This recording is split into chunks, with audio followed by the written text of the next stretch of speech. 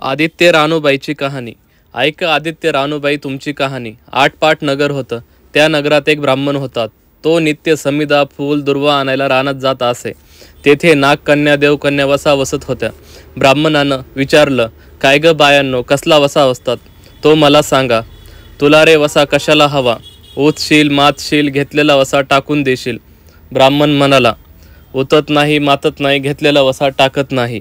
तेव्हा त्या ब्राह्मणाला श्रावण मास येईल तेव्हा पहिल्या आदित्यवारी मुकाट्याने उठावे, वस्त्रसहित स्नान करावं, आद्रोक पाणी आणावं, विड्याच्या पानावर रक्तचंदनाची आदित्य रानूबाई काढावी, 6 रेगांचं मंडळ करावं, 6 सुतांचा तातू करावा, त्याला 6 गाठी द्याव्या, पान फूल वाहावं, पूजा करावी, पानाचा वेडा, फुलाचा झेला, दशगंधाचा धूप, गुळा खोबऱ्याचा नैवेद्य दाखवा, 6 मास चाळावी, 6 मास पाळावी, मागे रक्तसप्तमी संपूर्ण करावं.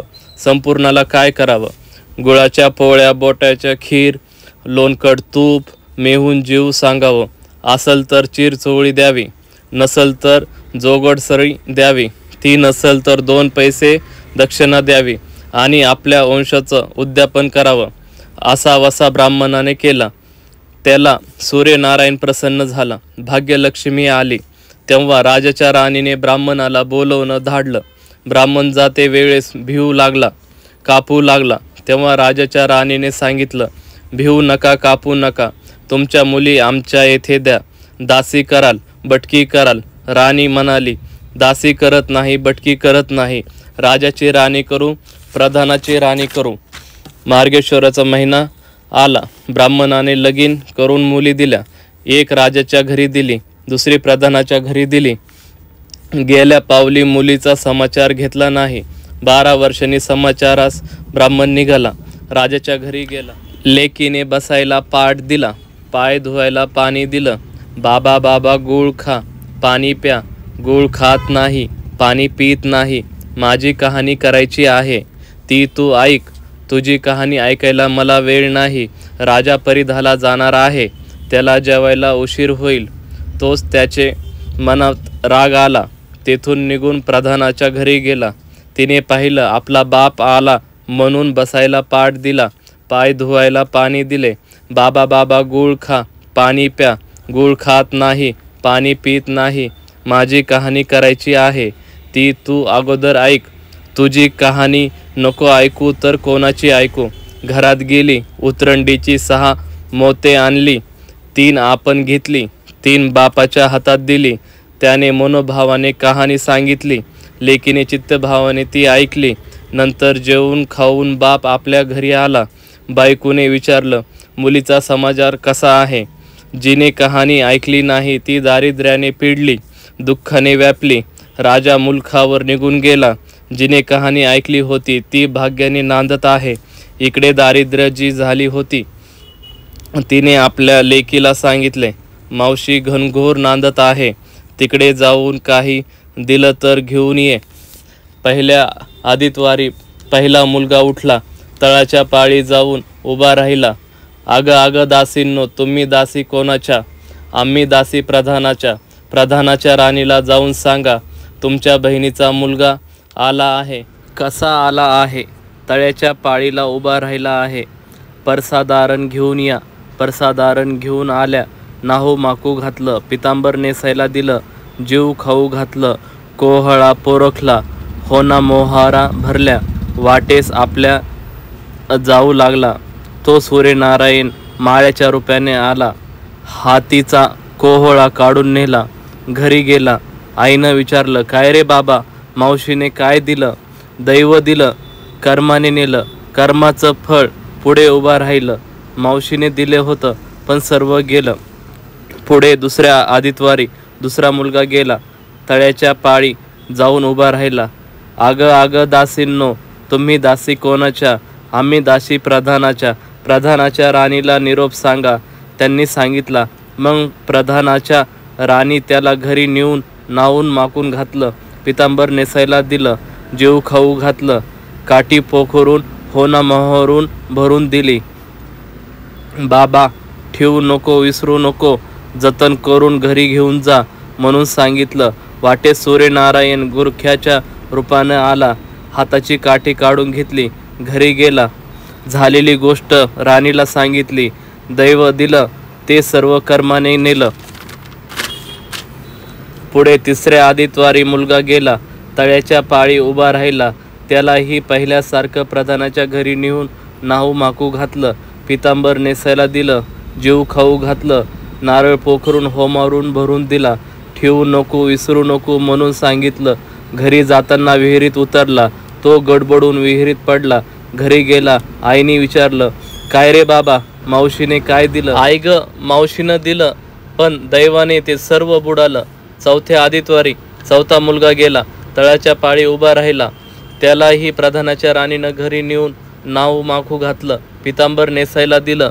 जीव खाऊ घातलं. त्याला दह्याची शिदोरी होना मोहरून घालून बरोबर दिली. सूर्यनारायण घारीच्या रूपानं आला. हातची शिदोरी घेऊन गेला. आईनं विचारलं, काय रे बाबा, मावशीने काय दिलं? आई, मावशीनं दिलं, पण दैवानं ते सर्व नेलं. पाचव्या आदितवारी आपण उठली. तळाच्या पाळी उभा राहिली. दासीनं तिचा निरोप तिच्या बहिणीला सांगितला. बहिणीनं तिलाही परसादारान घरी नेलं. नाव माकू घातलं. पाटच बेसायला दिला. प्रधानाची राणी आदितवाराची कहाणी करू लागली. काय वसा करतेस तो मला सांग. बहीण म्हणाली, अगं चांडाळणी, पापिनी, बापाची कहाणी ऐकली नाहीस म्हणून तुला दारिद्र्य आलं. राजाच्या राणीनं विचारलं. याला बहिणीच्या घरी राहिली. श्रावणास आला. सांगितल्याप्रमाणे सूर्यनारायणाची पूजा केली. इकडे राजाला भाग्य आलं. राजानं बोलावू धाडलं. मावशी मावशी, तुला छत्र आली, चामर आली, पाईक आले, परवर आले. मला रे पापिनीला छत्र कोठली, चामर कोठली, पाईक कोठले, परवर कोठे? बाहेर जाऊन दाराशी बघतात तो राजा बोलावू आला आहे. राजा आला तशी घरी जायला निघाली. एकामेकींना बहिणींनी आहेर केला. वाटेनं जाऊ लागली. पहिल्या मजलेत स्वयंपाक केला. राजाला वाढलं, मुलाला वाढलं, आपलं पान वाढून घेतलं. तो कहाणीची आठवण झाली. काय रे, हाकारे, पिटारे, डांगोरा, नगरात कोणी उपाशी आहे का याचा शोध करा. तुझ्या बाईची कहाणी ऐकून मला काय फळ, माझं पोट भरलं पाहिजे असं म्हणून तो राणीकडे आला. तशी 6 मोते राणीने घेऊन 3 त्याला दिली. 3 आपल्या हातात ठेवली.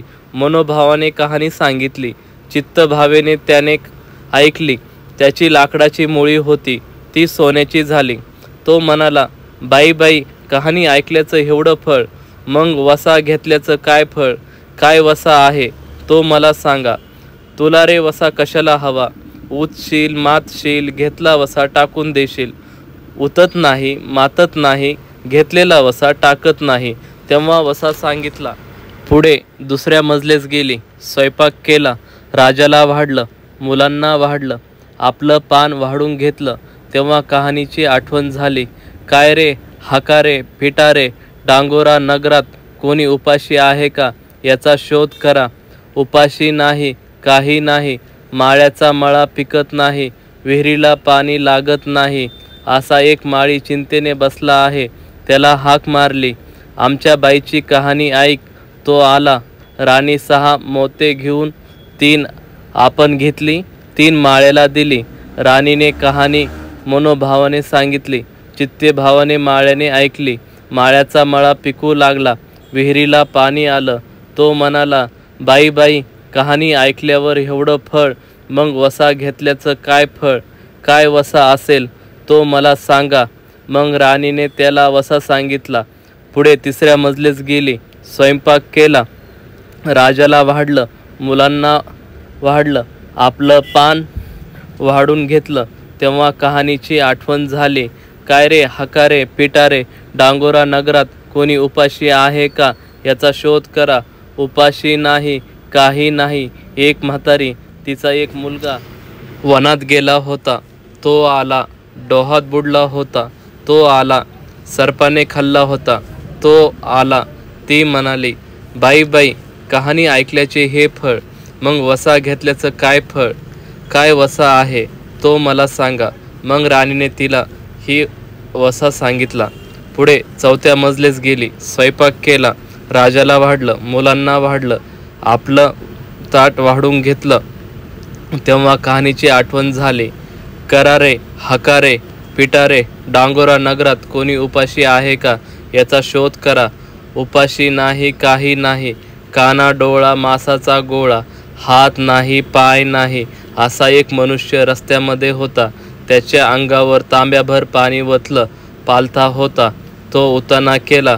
6 मोते होती. 3 मोते त्याच्या बेंबीवर ठेवली. 3 मोते आपण घेतली. राणीने मनोभावाने कहाणी सांगितली. ती त्याने ऐकली. त्याला हातपाय आले.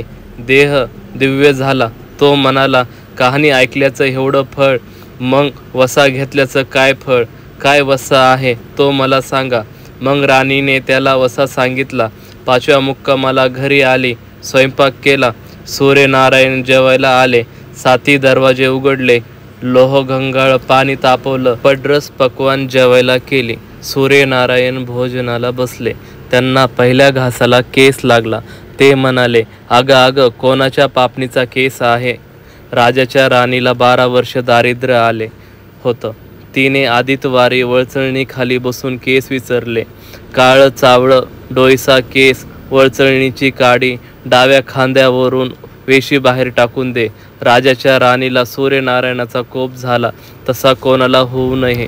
ब्राह्मणाला मोळी विक्याला, राजाच्या राणीला, माळ्याला, म्हातारीला कोणा डोळा मासाचा गोळा इतका जसा सूर्यनारायण प्रसन्न झाला तसा तुम्हा आम्हा व्हावा.